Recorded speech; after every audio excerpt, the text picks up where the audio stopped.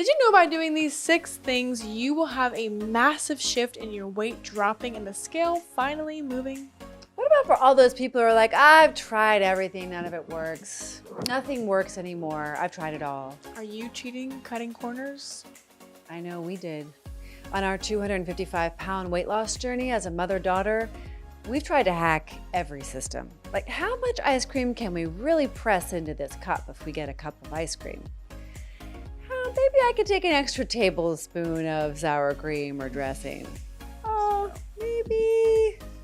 I know you know what I mean. It's just like we like to get away with stuff, and I get it. We noticed that 85.8% of you guys are not subscribed. So what are you doing? We give you guys free weight loss advice. And to the 14.2% that are subscribed, you guys are doing something right here. So thank you for all your support. We really appreciate it. But seriously, if you're not subscribed, go ahead and click the subscribe button down below. So we have lost all this weight and we want to save you the trouble. So these are really effective things that deliver results. They delivered us results and they delivered the thousands of women that we've worked with results as well. So listen up. Number 1 is having a fun workout. Now you might think to yourself, working out isn't fun at all. That's probably where you're failing, because if you're not having fun working out, studies literally show that it will not be as effective. Whereas if you were doing a workout that maybe isn't effective for weight loss, but you loved it so much, it's more effective for weight loss than everything. The placebo effect is real. Like when you say, I'm burning fat, and you're doing an exercise that you love, even if it's not that effective, your body will literally be like, we're burning fat, we're burning fat. Isn't that amazing? It is. Like I went on a hike with a friend of mine on Sunday and it was so much fun. Now that was like a surprise hike and I'd already done a hike earlier in the day and I didn't even notice because we were just chatting and it was fun and it wasn't about like me sweating and wondering when the hill was going to end, which it didn't. It was 1,100 feet of a climb. The next day I felt so great and it was so much fun and I barely even realized I was working out. But in the beginning, Penelope, you were pissed. And when you were 320 pounds, you were like, I'm not walking up that hill. I'm not even gonna walk up the stairs. So there is a spectrum here. And I think for us in our program, we make working out fun, like a dance party or something kind of cathartic. But any way you look at it, exercise is going to be confrontational, and it should be because you are strengthening yourself. And when you strengthen, it usually burns and it hurts a little bit and it's uncomfortable. But guess what? That's how you grow. That's how you grow muscles. That's how you grow in your character. That's how you build resilience. That's how you do all the things. So it's not that you should do something differently, but instead of relating to your workout as like a tick on the to-do list, why not make it something you're looking forward to? Something that's like really, really, really fun. Another extremely effective and perhaps counterintuitive tip is about sleeping adequately, 7 to 9 hours consistently. If you are not getting enough sleep, trust me, you're shooting yourself in the foot. And how do you know you're getting enough sleep? That means when you go to sleep, you fall asleep. And when you wake up, you wake up. And in between, you have no idea what's going on because you're asleep. If you're waking up all night, if you're sweating, if you're anxious, if you're moving around, tossing and turning, you're probably not sleeping well. If you're tired all day or you hit that like bottom at 4 p.m., you're probably not sleeping well. If you're having trouble with breathing, snoring, you're probably not sleeping well. If you're having trouble losing weight, you're probably not sleeping well. If you're waking up feeling groggy, you are probably not sleeping well. I hope I'm emphasizing this enough. So take a little bit of a microscope on what's going on with your sleep hygiene and try to get to bed a little earlier. Turn that screen off. Do something else for me time instead of numbing out in front of the TV. Number 3 is fiber and protein. Did you guys know that if you just ate just vegetables and berries and protein, clean, whole sources of protein and no processed junk, you are going to be giving yourself nature's version of Ozempic? Did you guys know that? Because hear it again.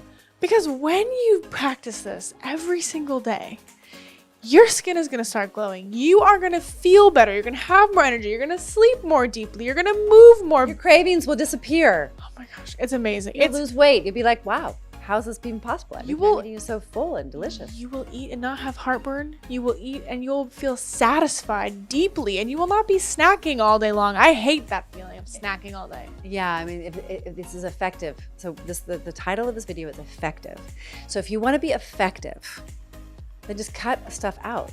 get full on fiber and protein and set yourself up for success, not only in your mind, but your immune system, in your gut microbiome, in your brain, like so many things. You don't need pizza. You don't need pasta. You don't need ice cream. You can make your own with Whole Foods. And if you want to learn how, we got a whole freaking program dedicated to how to cook and make healthy food for weight loss. So you should check it out. I was thinking we should do like a spaghetti challenge.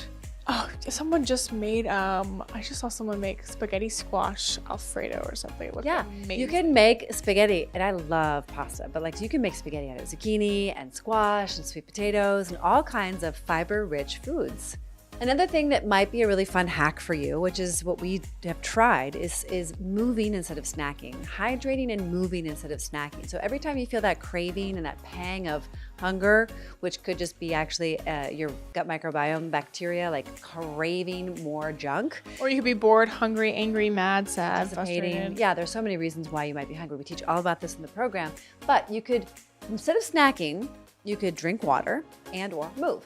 So you might be surprised that you can just do a lot of things like housework, cleaning, gardening, even just taking a short walk down the street, maybe taking a walk while you're talking on the phone instead of sitting down. So there's all kinds of ways you can get moving instead of snacking. And believe it or not, you might actually not be hungry. You might just need to be eating better foods like protein and fiber. I love this one. This one has saved me so much in my journey. Number 5 is liquids after 4 p.m. Now, that may be too much for you guys, but if you're ready for that next step in your journey and you want to level it up and literally step it up, doing liquids, drinking liquids after 4 p.m. and trying to get most of your food in the morning and lunch, not only has there been research on the glucose benefits of this, where your glucose is lower in the morning so that when you eat your food, you don't have much of a spike, you don't store fat. If you eat that same food at the end of the day, you have a much higher glucose spike. And plus, think about it. Just think about this. Your body has to take so much energy to digest food. So sometimes it's hard to sleep on a full stomach. I feel like it's hard to sleep on a full stomach. But if you're just doing liquids after 4, your body can focus on digesting the morning's food.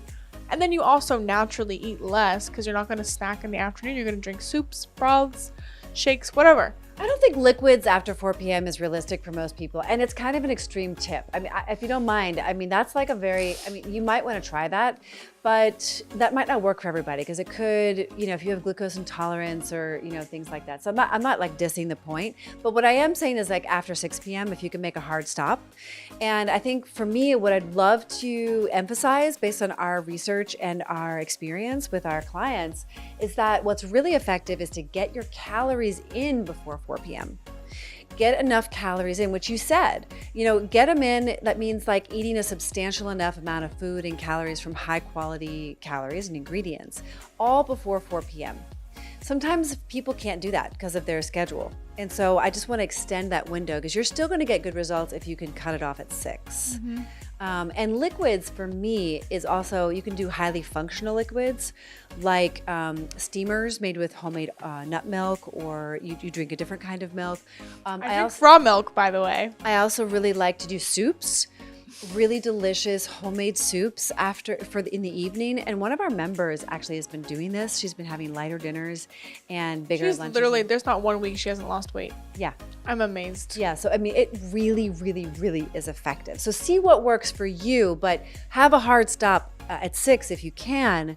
And the thing is, if you don't get enough calories in, then you're going to be really hungry at 8. And that's a problem. Like if you're eating between 8 and 10 p.m., it's just not going to help you. It's going to hurt you. It's going to hurt your goals. Penelope, do you remember when you were had this goal of 15,000 steps a day?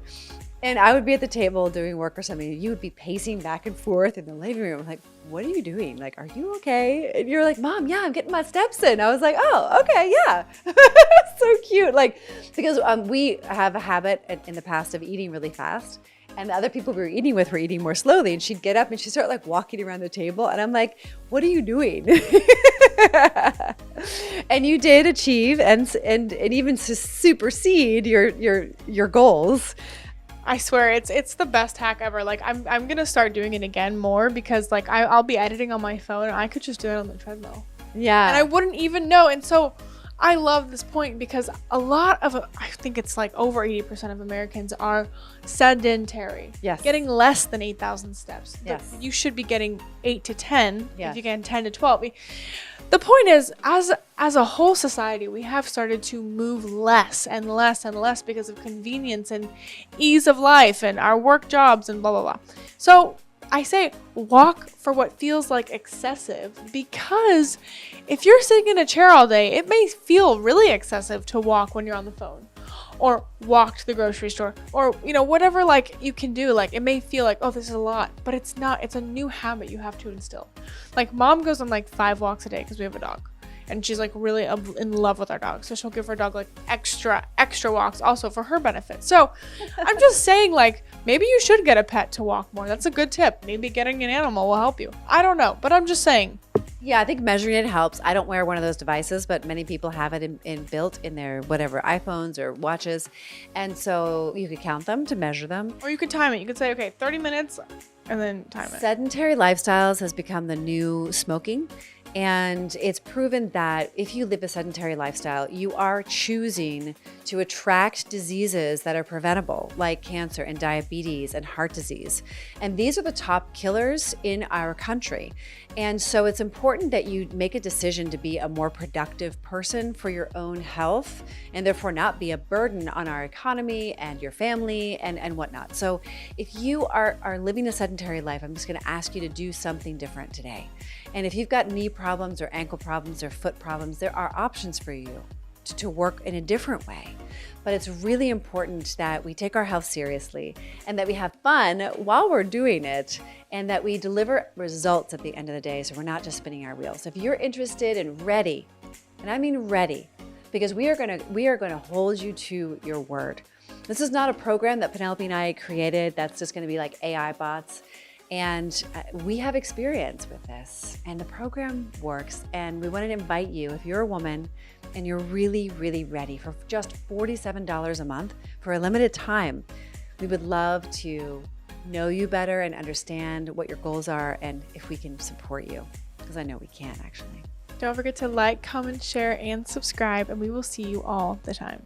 We help women to beat obesity with our Step It Up system in just 90 days. Click the link in the description to learn how to lose weight without drugs like Ozempic.